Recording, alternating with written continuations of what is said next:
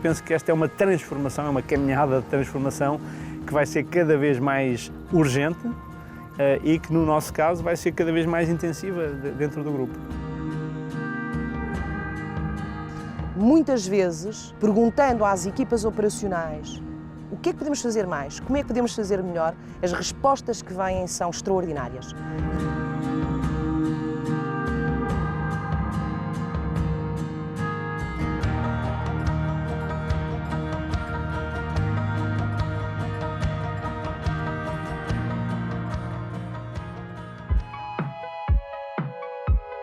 O Pestana Troika Eco Resort é um projeto completamente pioneiro em Portugal e também, obviamente, completamente novo para o Grupo Pestana nesta área da sustentabilidade e que eu acho que vai marcar para sempre o turismo em Portugal em função daquilo que trouxe de absolutamente novo ao turismo sustentável.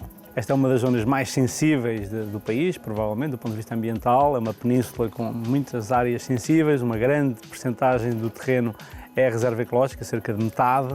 Portanto, desde o início tínhamos a noção que estávamos a desenvolver um projeto num local que iria exigir um enorme cuidado. Portanto, o projeto foi um projeto que foi, obviamente, objeto de avaliação ambiental e de todos os pareceres obrigatórios para uma zona como esta e, por isso mesmo, demorou muito tempo a ser desenvolvido. E eu julgo que o mais importante talvez tenha sido que nós soubemos fazer das restrições que existiam e que tinham que existir para um local destes pontos fortes do projeto. Mas que obstáculos eram esses e como é que os transformaram em oportunidades? Desde logo, o problema das infraestruturas. Quisemos fazer infraestruturas que fossem viradas para o futuro e não tradicionais. Um pequeníssimo exemplo são, por exemplo, as vias de circulação não impermeabilizam o solo. Ou seja, aqui é uma das preocupações, é numa zona destas, que é praticamente toda uma duna, é impermeabilizar o mínimo possível o solo.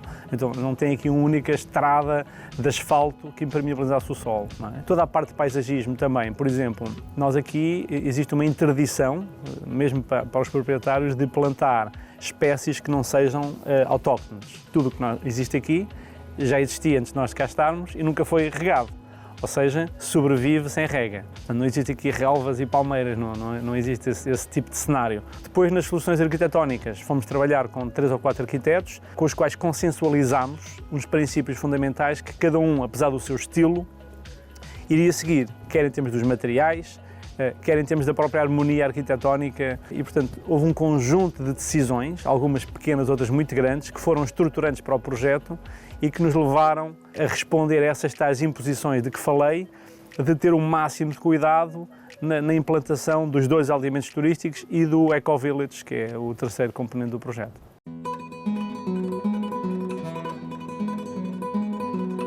Uma marca terá sucesso se ela também, ela própria, for sustentável e fizer este estudo continuado e aprenderem umas com as outras.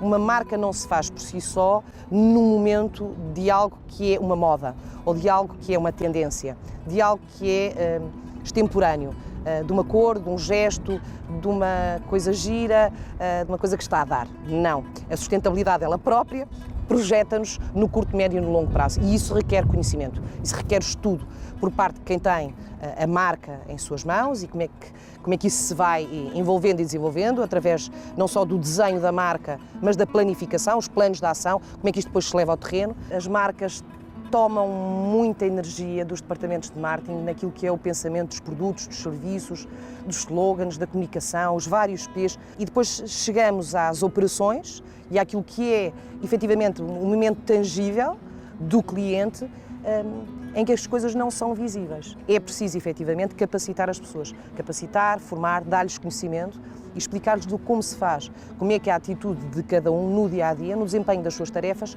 pode contribuir para esse propósito maior. Começa com pequenos grandes nadas. Há sempre aquela piada que se faz das palhinhas, não é? As palhinhas de plástico, vamos mudar o mundo com uma palhinha. Vamos mudar o mundo com uma palhinha de cada vez.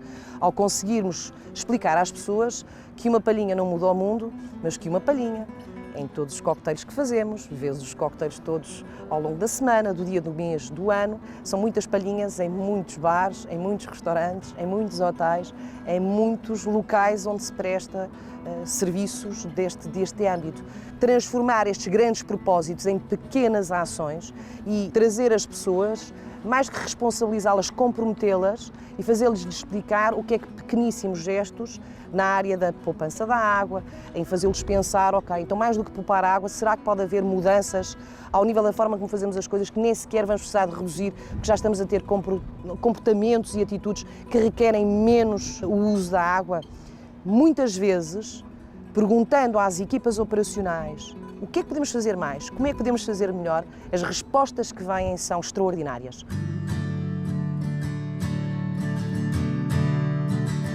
Também promovem aqui um conjunto de práticas e estimulam-nas junto dos vossos hóspedes, não é? Exatamente. Nós também desde cedo percebemos que não adiantava ser apenas um projeto do Grupo Stana, ou seja, o Grupo Stana concebeu, o Grupo Stana desenhou o projeto com a sua equipa de profissionais, mas depois, no fim do dia, isto ia ter utilizadores, não é? Quer utilizadores proprietários, quer utilizadores que vêm aqui e alugam as suas casas para virem aqui passar as suas férias. Eles é que investiram aqui connosco, mas este espaço é deles e, portanto, eles é que têm que cuidar disso.